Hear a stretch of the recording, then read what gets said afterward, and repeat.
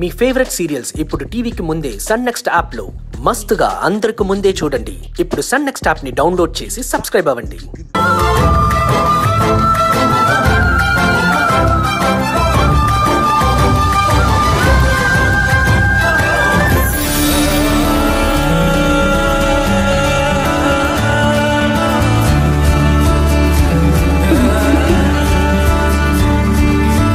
ముగ్గంటే అది చాలా బాగుంది లక్ష్మి.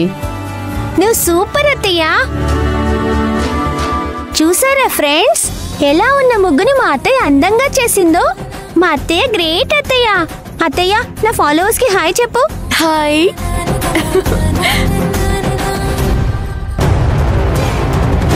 ఎప్పుడు చూసినా ఫోన్ పట్టుకునే ఉంటావు. స్కూల్కి ఎప్పుడు వెళ్తావే? పద, ముందు స్నానం చేద్దు కానీ పద.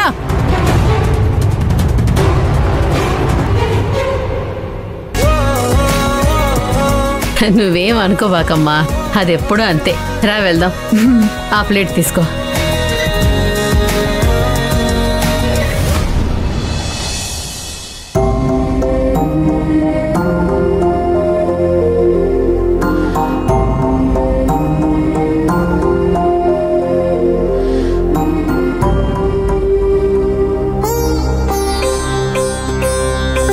ఇంతవరకు ఈ ఇంటిని నడిపే శక్తినిచ్చావు. ఇక ముందు కూడా నీ కృప మా మీదుండాలి తల్లి.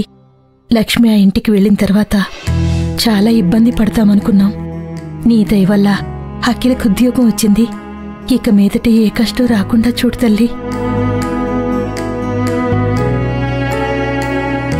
సుమిత్ర గారు, బయటికి రండి. సుమిత్ర గారు, ఇంట్లో ఉన్నారా లేదా? ఇల్లు ఖాళీ చేసి వెళ్ళారా? ఎవరంత గట్టిగా పిలుస్తున్నారు? అదే తెలియట్లేదమ్మా. ఏదో కొంపలు మునిగిపోయినట్లు అరుస్తున్నారు. పద చూద్దాం.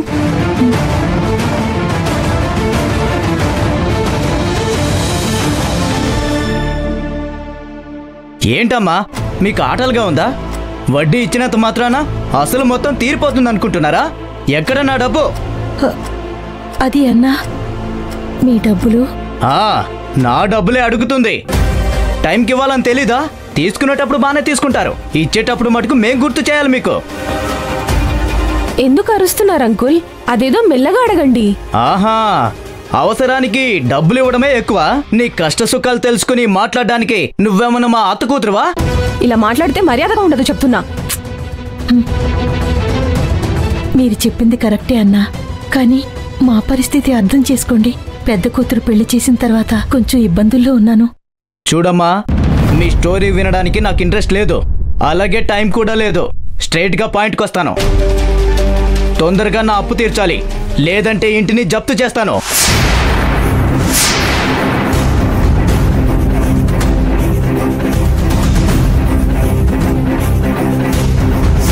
అన్నా, దయచేసి అర్థం చేసుకోండి. ఈ ఒక్కసారికి టైం ఇవ్వండి. వీలైతే రేపే మీ డబ్బులు అడ్జస్ట్ చేస్తానన్నా. సరిపోయింది. చెప్పేవాడికి వినేవాడు లోకు అని ఊరికే అనలేదు. ఈ రోజు లేని డబ్బు రేపెక్కడి నుంచి వస్తుందమ్మా? నా రెండో కూతురు ఉద్యోగానికి వెళ్ళింది. రేపు జీతం వస్తుంది.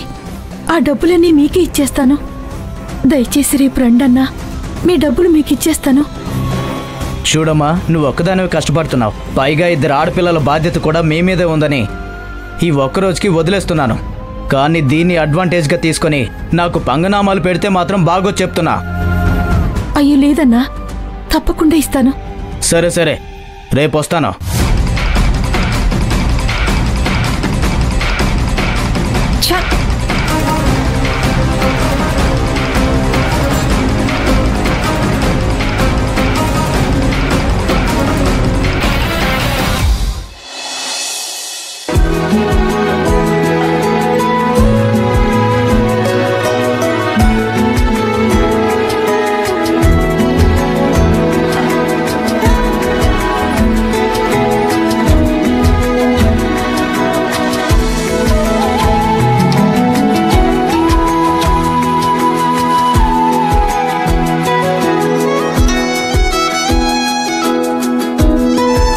లక్ష్మి, ఆ ఇడ్లీలన్నీ తీసి హాట్ బాక్స్ లో పెట్టమ్మా.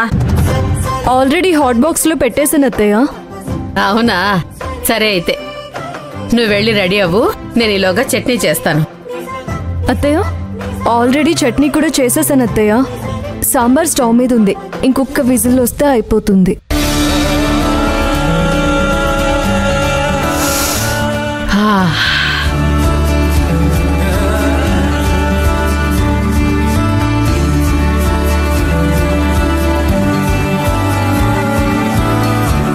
ఇడ్లీలు పువ్వుల్లా ఉన్నాయమ్మా.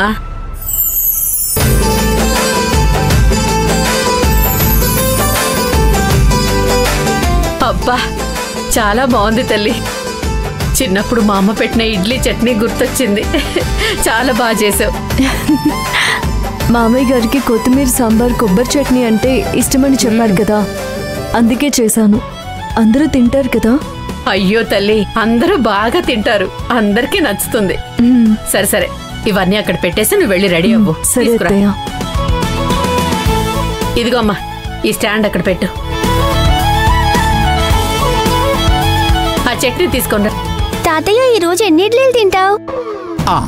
నీలా సాఫ్ట్ గా ఉంటే 10 తింటాను, మీ అమ్మలా రఫ్ గా ఉంటే 5 తింటాను. మీ అమ్మమ్మలా గట్టిగా ఉంటే చూడటానికి చాలా భయంగా ఉంటుంది కదా, 1 తింటాను. భద్రావతి వచ్చావా? నీ గురించే నేను పాప మాట్లాడుకుంటూ ఉన్నాం. విన్నాను.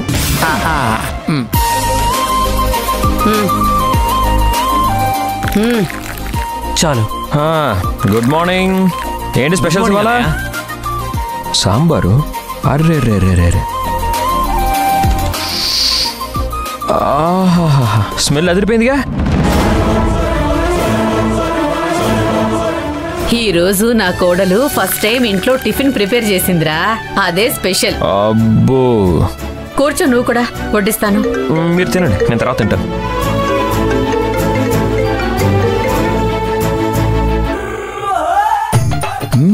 సాఫ్ట్ సాఫ్ట్ తిను.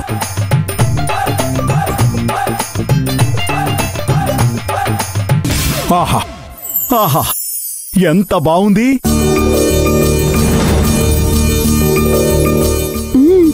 అమ్మా లక్ష్మి, నువ్వు రేషన్ బియ్యంతో ఇడ్లీ స్మూత్ గా ఉంటాయన్నప్పుడు నమ్మలేదమ్మా. కానీ ఈరోజు నీ చేతి వంట తెలిసాక అద్భుతంగా ఉందమ్మా. సూపర్ అమ్మా, నువ్వు సూపర్.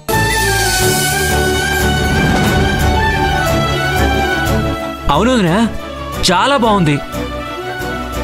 కొబ్బరి చట్నీ అయితే ఇక మాటలు లేవంతే. వదినా, మీ చేతి రుచికి 10/10 ఇచ్చేస్తాను వదినా. అత్తయ్య ఈ ఇడ్లీ నీలాగే సాఫ్ట్ సాఫ్ట్ గా ఉంది.